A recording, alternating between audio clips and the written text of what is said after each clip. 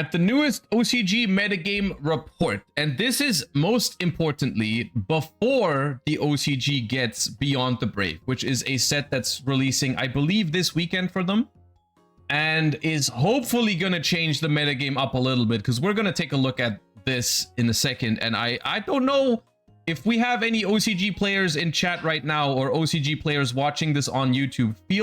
Please feel free to jump in and say what people in the OCG think of this format right now and how people are enjoying it. Because from what I've heard, and once again, this is what I've heard, people are not super happy about it. And we'll look into why that is in a second.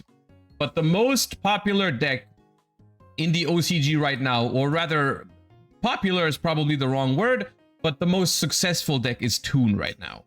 And the way Toon works, of course, we've taken a small look at it already when I reacted to the new cards, and when it got, like, I think it got second or top 4 at the YCS Japan with like an FTK version. I believe the FTK has been fixed by the most recent Forbidden and Limited list. I think right now the Toon deck is not FTKing anymore.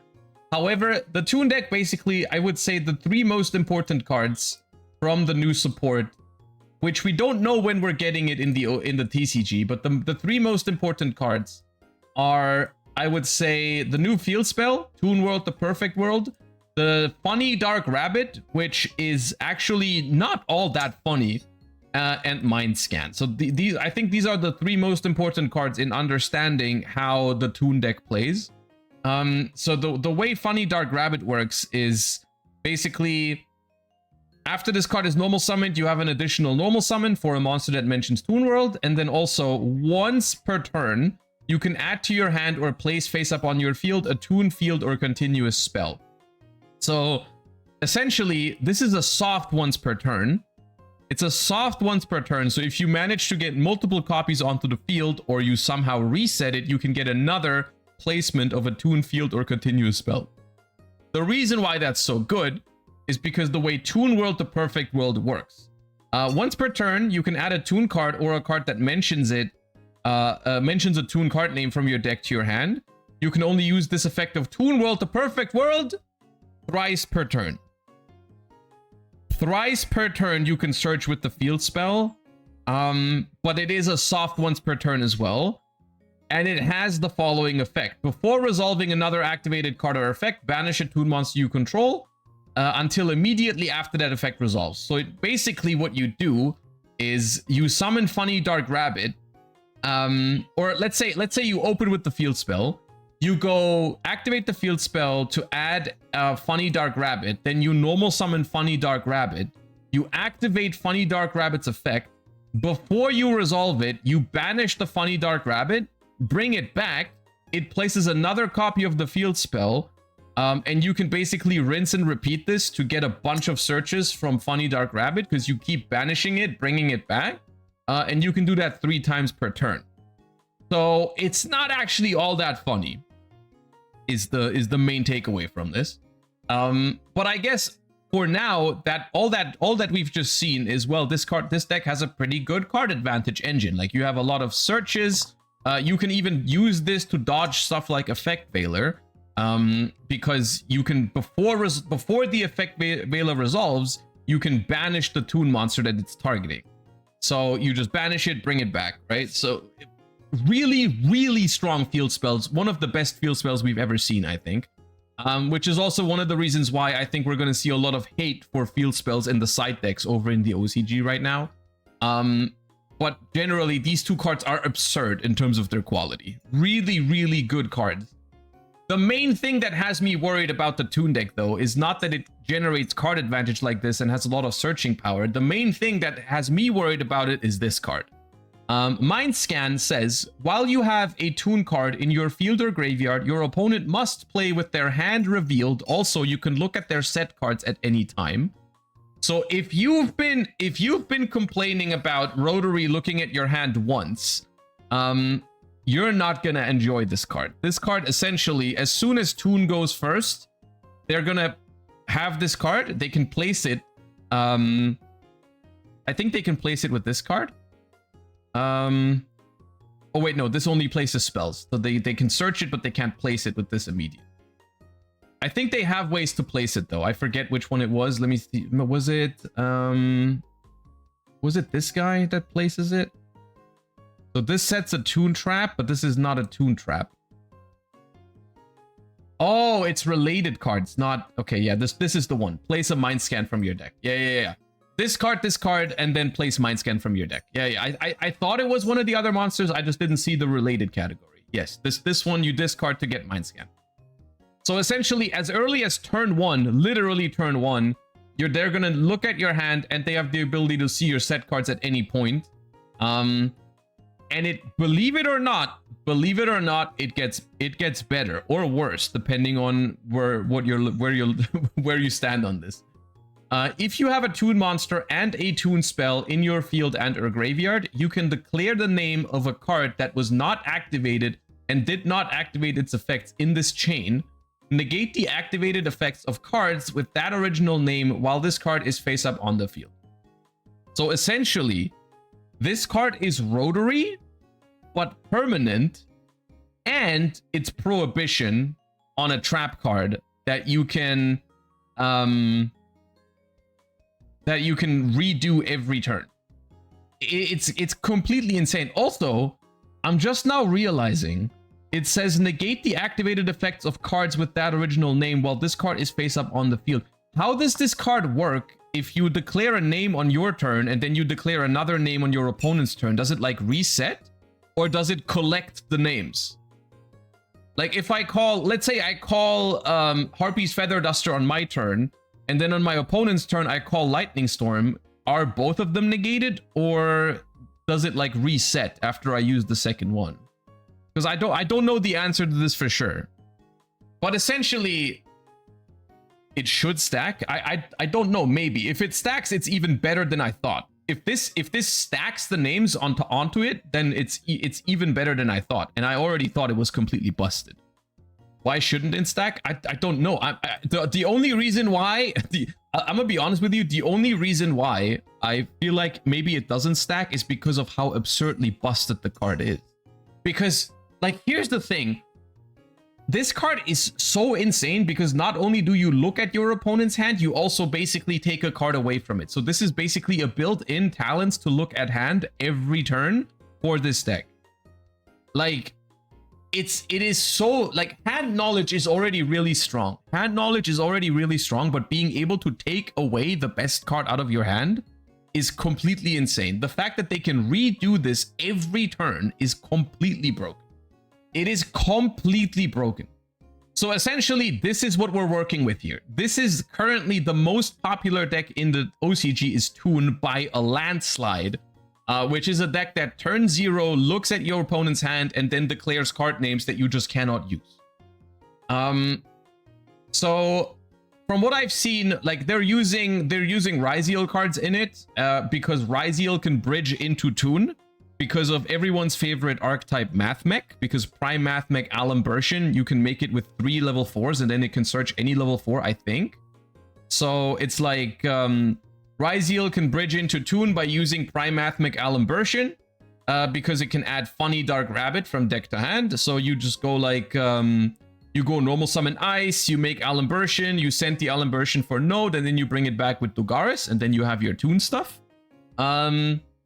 And then you just pair that with, like, literally, here's the thing. If you take any average modern Yu-Gi-Oh deck going second and you let your opponent look at your hand, take away the best card, there's already a very good chance that you can't play the game. If you pair that with anything, any other way to negate a card, like an Imperm or a Veiler or an Ash or a Ghost Ogre for a continuous card, there's just such a high chance that you can't play the game, right? Oh, we've got to hold up. Mind scan. Here's a ruling. Related FAQ entries. Oh, so the translation on card cluster is just incorrect. This text is just not accurate. Okay. I see. Okay, good. Still, like, it still is completely broken, but I knew there had to be something wrong here. That's what I mean. That's why I was skeptical. I was like, it cannot work like this. It cannot work like this. You cannot just take, like, because then imagine this, you're going first, you call a name on your first turn, you call another name on their turn, you're basically taking 2 cards out of their hand. That would have been completely insane. So that's why I was skeptical. So the text here is not correct. I noted. All right, still. So you basically still take 1 card out of your opponent's hand every turn, which is still insane, right? You go first, you see a Nibiru, you call Nibiru. You go first, you see any other hand trap that hasn't been used yet, you just call it, they can't use it.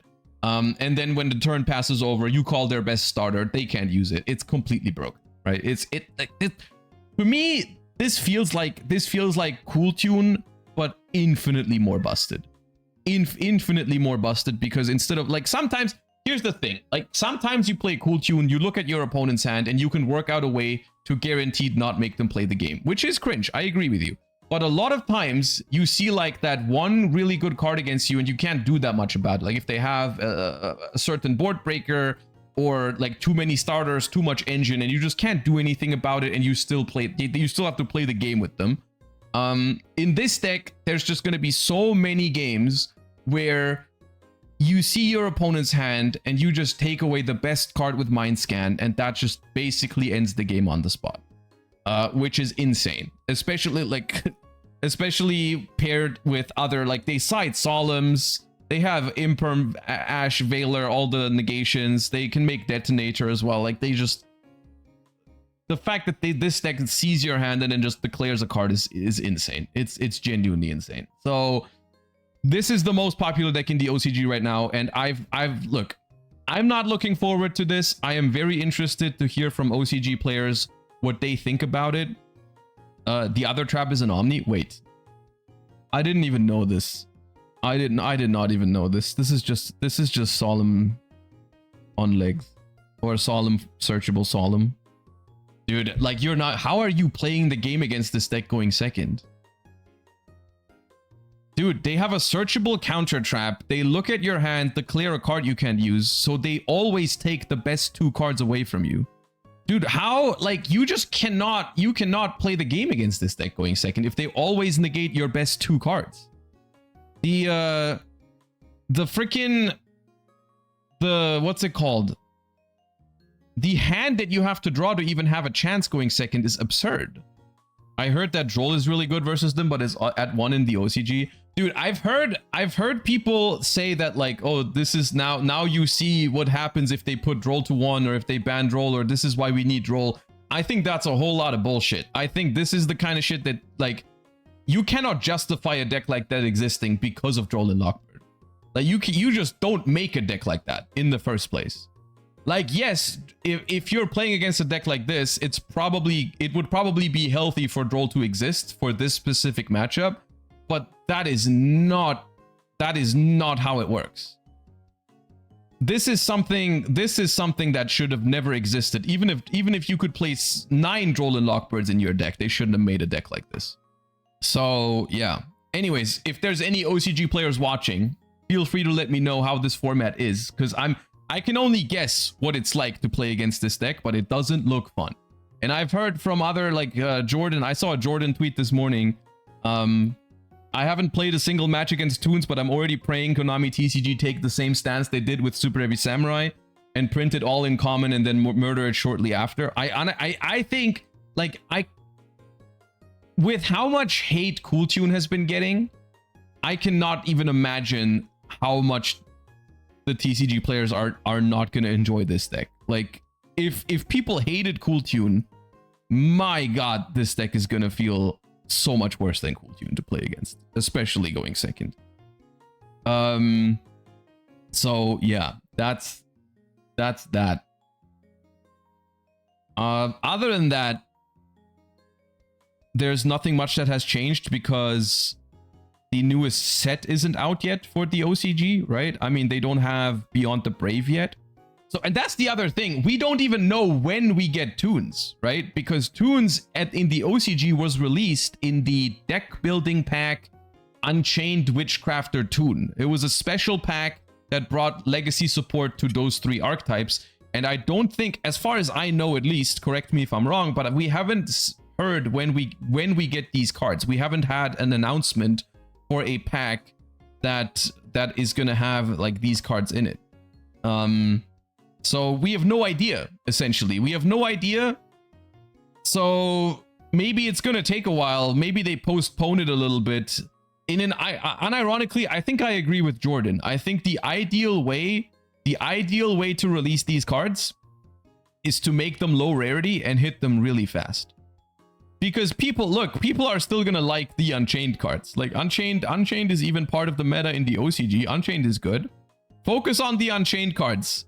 Make the Unchained cards high rarity and have them be the freaking chase cards of the set. Make the Toon cards all commons and rares or whatever, and just get rid of them hella quick. And then I don't know, Witchcrafter is also in the meta, I guess. So all 3 decks seem to be playable from this set. Just run 3 Gordian Slicer and 3 Spiritualism, easy counter to Toon. I mean, yeah, we can see the kind of things that people are doing to counteract Toon a little bit. Here's Gordian Slicer. So Gordian Slicer is good because it can't be negated, right? Yeah, so the thing is, the Mind Scan doesn't stop you from activating the card. It just says if they activate it, it's negated. So Gordian Slicer is now a thing in the OCG because you can still activate it and it just can't be negated. It works the same way with Spiritualism. So that's something that people have been trying in the OCG. Another thing that people have been trying, I've seen it in some other side decks, is Vados. Vados is making a comeback. Ghost Ogre is also a thing because Ghost Ogre, you can use Ghost Ogre on the field spell when they activate it, but you can also just Ghost Ogre Mind Scan. So Ghost Ogre is seeing another, I mean, resurgence is the wrong word because it's already been kind of popular. But a lot of field spell / continuous hate is popping up in the OCG right now. Lots of Ghost Ogre, lots of Vados. Cool Tune is also playing Vados. Cool Tune is still alive, by the way. Even with 1 Rotary and 2... What was the other hit? 2 Cool Tune Synchro? It still is like the 3rd most represented deck. Right here. So that's still something, right? So it seems like hand trapping your opponent to death is a strategy that still works even with 1 copy of the Rotary. They're playing the new Blue Eyes card from the Overframe set. From the legendary Over collection, the Rivals. It's the one that searches, I think, a level 1 light tuner. So it searches Rotary. So I guess that just makes up for it. Makes the deck weaker into Droll. But Droll and Lockbird is limited in the OCG, so that doesn't matter that much. Other than that, you know, you just have to deal with playing 2 copies of Cool Tune Synchro and the deck still functions. Of course, this is always subjective, but I'm a little scared of Toon, and when we get these cards in the TCG, it doesn't look like the healthiest format. And Elf Note as well. Elf Note is at a pretty obscene power level in the OCG because they still have Baron the Fleur. So if you've ever played against Elf Note in the TCG and you thought to yourself, hey, this deck looks powerful. In the OCG, they make Baron as their first like extra deck summon, and then the rest of the combo is protected from everything. And yeah, that's that. So yeah, that's Elf Note in the OCG, and that's only the second best deck right now.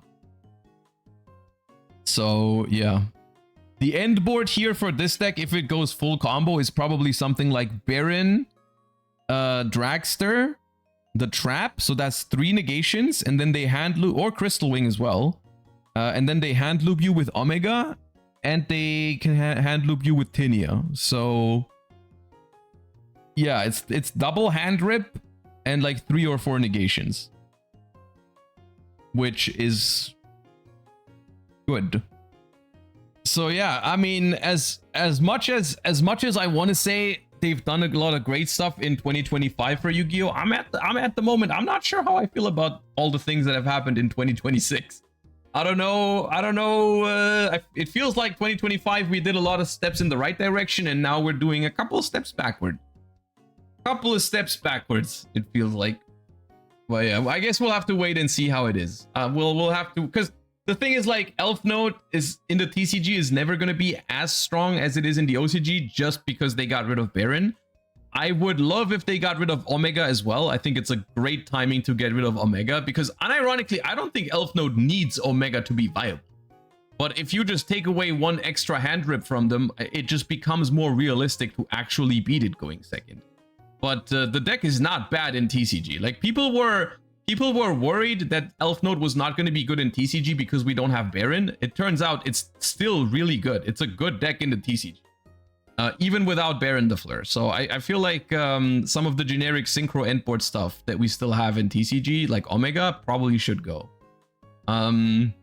Because if you have Omega and Tinia and a bunch of negations, the deck is basically unbreakable. You cannot break that board because on average you have 4 cards in hand.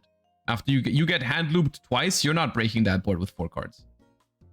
So you have to hand trap it basically, but the deck is very good at playing through like the low impact hand trap. So yeah, I don't know about this one. This metagame report has me scared a little bit. I hate all Elf Node gamers. I don't know. I don't blame the players for this kind of stuff. I do think it's just on the people that make the cards and make the ban list to just make sure the combo decks don't get out of hand like this. And I think because I do see the fact that like combo decks are fun to play. Like I agree, playing combo decks is fun, but there does need to be a balancing to it. I feel like if there's a deck in the format where the overarching consensus is that if it resolves the combo, it auto wins the game. Like they just go first, play through your hand traps, or you don't have a hand trap and they win the game on the spot. Like I just don't think that can exist. So I think there should just be some effort to make decks that play like combo decks, but have boards that are at least somewhat beat. For every Ketu or Fallen and the Virtuous, there are 3 Mind Scans, Rotaries, etc. Card design in 2026 has been very disappointing. It's just more mixed. I just have more mixed feelings on it rather than like, for example, in 2024, I felt like a lot of things were going the wrong direction. In 2025, I felt like a lot of things were going the right direction. And 2026 to me just feels like a very mixed bag. There's a lot of stuff that I think is really cool. But then there's a couple of outliers where it just feels like yeah. Like I have no idea how tunes could happen, for example. I also don't agree with what they're doing to the meatiest combo decks. Like I think the meatiest combo decks are already too strong right now. Or too strong is the wrong word, because people, when I reacted to the Ars Magna cards on my Plus channel, people were commenting like, hey, why are you complaining about these? Like these decks are only tier 2. You know, it's not just about how viable they are, because they are good already. People are playing them already. People are topping with them already. The Elf Node / Archmage / Doom Z decks are already strong enough. Just because they're not the best deck in the format doesn't mean they need to make them stronger, but they also are problematic in other ways because they're just not very fun to play against. And I know this is subjective, but I also know that I am not alone with this, that like going second into those kind of decks is a problem.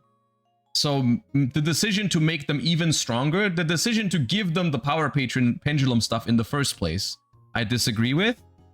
And I definitely disagree with going even further. Like I already want those decks to be hit on the next ban list, even with how they are right now, personally. Like I think they should hit the Power Patron stuff on the ban list. The Power Patron Terminus spell probably, like those are cards that probably should be on the ban list. So I don't know, making that even stronger is kind of rough.